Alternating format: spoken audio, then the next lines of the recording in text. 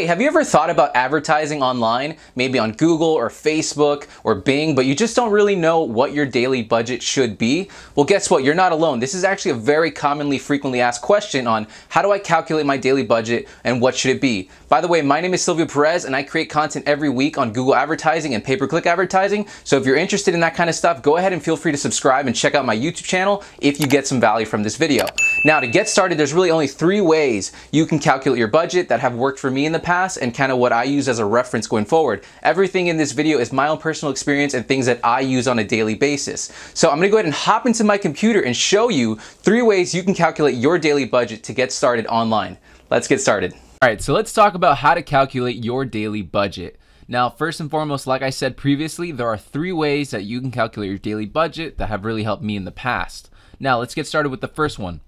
The first point is the threshold of pain. What is the minimum amount you are willing to spend without getting a dime back? This is like the most cut and dry and almost like unsexy answer, but it's true. You know, when it comes to pay-per-click advertising and really anything else in life, you have to go through an initial learning period. You're going to go through inefficiencies. You're going to have to figure out what works, what doesn't work. So realistically, you're going to have to go through that learning curve. Now, this isn't to diminish your growth potential and say that you can't, knock it out of the gate and make some profit and returns, but I really want to get your mind and set your expectations around this is a continuous process and you have to learn and develop.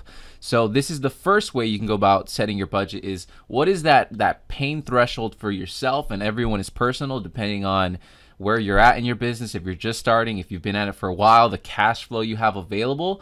But just kind of think about what is your pain threshold and what would be the minimum amount you are willing to spend. So that's the first way you can go about calculating your budget. Now, the second way is you can use the 100 clicks method. And the 100 click method is basically the minimum you need to spend to receive at least 100 clicks a month. And this method goes based on statistical significance. And if you're not familiar with what statistical significance is, I pulled up this definition from Investopedia. And essentially, it's just claiming a result that is likely to happen again, and it's not by chance. So, I mean, the definition's there, you can read it, but basically it just means that this result that we received isn't just some sort of like lucky thing and it just happened by chance. It's a result that we received because we have enough data to support it and it's significant, statistically speaking. So the 100 clicks method, it's very simple. If you want to go ahead and use this, all you got to do is you got to find first and foremost the service product that you're looking to advertise. So in the case of Google, when you say Google Ads, we're going to do DJ service, right? So I looked up here, this is a screenshot of the Google Keyword Planner, and this is the DJ service keyword. And if you see here on the top right-hand side where it says top of page bid high, highlighted in green, it says it's $6 a click to be on the top of the page. So to do the monthly budget calculation, you're just going to take $6 and you're going to multiply that by 100, which is the amount of clicks we need for the month, which means our monthly budget is going to be $600. And then to get your daily budget, we're going to take $600 and we're going to divide that by 30.4. And that gets us $19.73. Now, if you're wondering, why is it 30.4? We do 30.4 because that's how we calculate the averages between months, that some months have 31 days in the month, others have 30. So 30.4 helps calculate those averages between the months. So that is the 100 clicks method. It goes based on statistical significance, and the idea behind this method is we want to get enough clicks so that we can get enough data in our account so that we can be able to make decisions that are based in reason and significance versus just, only getting 10 clicks and then making a decision and it may not be relevant because, there are outliers in your data. And if in the case that you get one day where you get a ton of conversions and another day you get none, those 2 outliers are going to negatively impact your averages. So by getting enough data and using the 100 clicks method, you can base your decisions on statistical significance. All right, so then the last point is your goal calculation. And in my opinion, this is the best way to go. And this is also the most advanced way to go in terms of budget calculation. And with this method, it's the minimum amount you need to spend to reach your goal targets. So the goal calculation is, in my opinion, also what I like to call the reality check, because a lot of the times, from what I've experienced in the past working with clients, and even to this day, is they want to get certain goals in mind, right? They want to get a certain amount of customers and all this stuff, and that's great. But they haven't really done the math yet and seen the numbers behind it. And with the goal calculation, this method to finding out your daily budget, in my opinion, is the most advanced way to go, and it's the most realistic, because by really breaking down this calculation, you're gonna have a very solid understanding on what your objectives need to be and the targets you need to hit in order to make sure that you reach your goal at the end of the month. And something to mention too, by the way, and people don't want to hear this, but it's true, when it comes to advertising, it's really just math. I mean, honestly, it comes down to math. There's a creativity element to it, but most of it is just math, right? If you know your cost per clicks, if you know your conversion rates and so on and so forth, at that point, it's just kind of plug and play. But let's go ahead and go further into this goal calculation so I can stop ranting. So first and foremost, to do this calculation, to do this method on the goal calculation method, we need some information. First and foremost, we need to know the goal we are trying to reach. Second thing is we need to know our estimated average cost per click. And the third thing is we need to know our target marketing conversion rate. And then the last thing is our sales closing rate. So those are the four things we need. Now, let's use the example, going with the example of DJ services. We want to get 10 new parties per month. That is our goal. I mean, we get 10 new parties a month, we're crushing it. So that's the goal. We want to get 10 new parties a month. Now, that's our goal. That's the first part. The second part is we need to know our estimated average cost per click. So going back to the Google Ads example, we go to the Google Keyword Planner, and according to the Google Keyword Planner, DJ service costs $6 a click. Now, by the way, something to mention as well before we kind of go down this path is if you've already been running your campaigns for a while, that's amazing, because you can go into your campaigns and look at your actual historical data to get your actual average cost per click and your actual marketing conversion rate.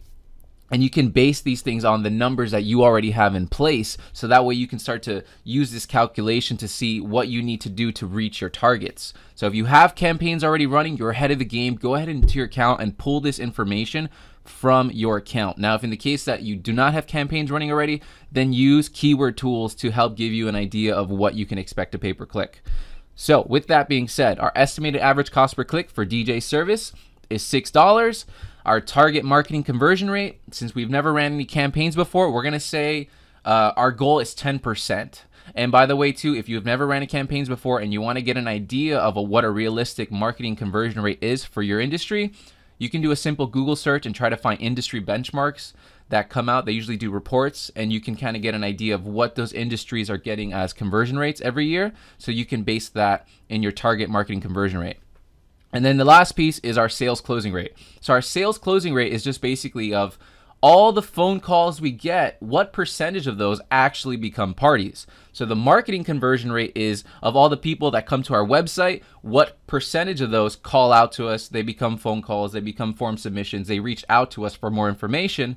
And then the next step is our sales closing rate, was of all those people that reach out to us, that call us, that fill out the form, what percentage of those actually become customers? They actually become parties in this example of DJ services. All right, so moving forward, math time.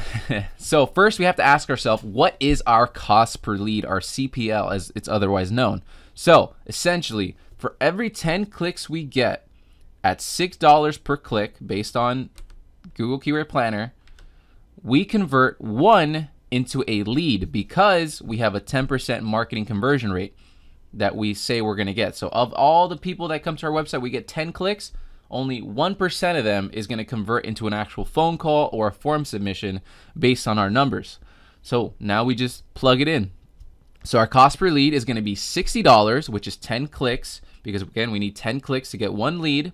So 10 times 6 is 60. So that's $60 divided by 1, because we're only getting one lead because we only have a 10% marketing conversion rate, meaning our cost per lead comes out to $60. So now we know our cost per lead. So it's, again, we needed 10 clicks to convert one into a lead. So those 10 clicks at that $6 cost per click comes out to $60. We only got one lead, so our cost per lead is $60.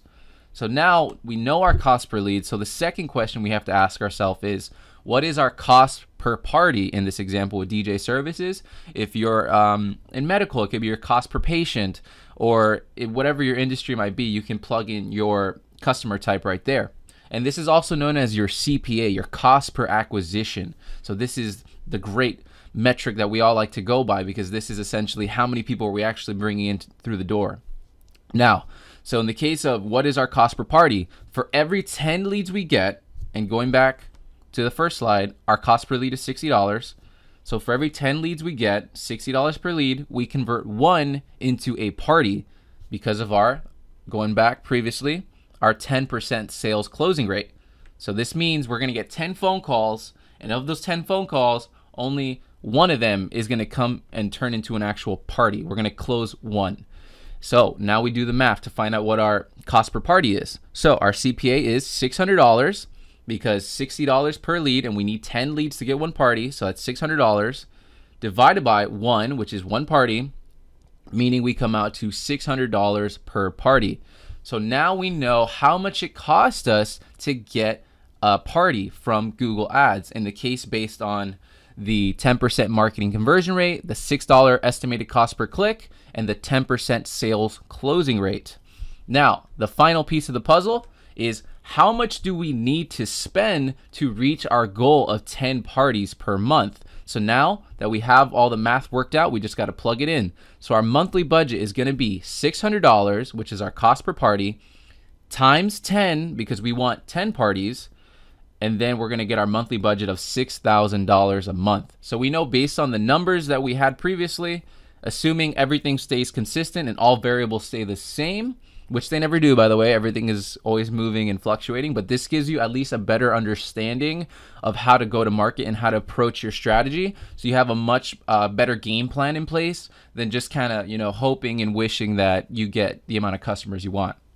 So this comes out to $6,000 for our monthly budget. Now the daily budget breakdown is going to be $6,000 divided by 30.4, meaning our daily budget is $197.37 that we need to spend every single day to reach our target, a target of 10 parties per month at the end of the month. So that is it for this video. Let me know if that made sense, if I can explain it better, and if you have any questions, feel free to let me know. I'm definitely open to answering all your questions. Something to mention as well too in the spirit of this video is there are two elements there that really are like that low-hanging fruit that you can really work on to really reduce your cost per acquisition, your cost per party in this example. One is that target marketing conversion rate. If you can get more leads to your website to convert better, well, that's going to reduce your cost per acquisition, your cost per lead, and all those good stuff. The other side of it too is your sales closing rate. If you train your sales team or whoever's answering the phone to convert more of those leads into sales, well, that's also going to go ahead and reduce your cost per acquisition. And the other thing to mention as well is your cost per click. So the beautiful thing about Google Ads and these advertising platforms is they reward you for relevance. They reward you by providing users with quality information, and they do that in the sense of quality score or relevance for Facebook. And by rewarding you with relevancy, they allow you to be on the top of the page for less per click. So by improving your quality scores, you can actually reduce your cost per clicks. So essentially, you want to make sure you're working on your marketing conversion rate. You want to make sure you have relevant ads so you can reduce your cost per click as much as possible. And the last part of the equation is you want to make sure you're training your sales team or whoever it is that handles these leads to be following up on time in a timely manner so you can close these leads as efficiently as possible. So those are all the variables to take into consideration to reduce that cost per acquisition number for you. All right, so that's going to be it for this video. I hope you got tremendous value from this. If you did, go ahead and make sure to subscribe to the channel for weekly PPC and Google Ads content. And until next time, take care.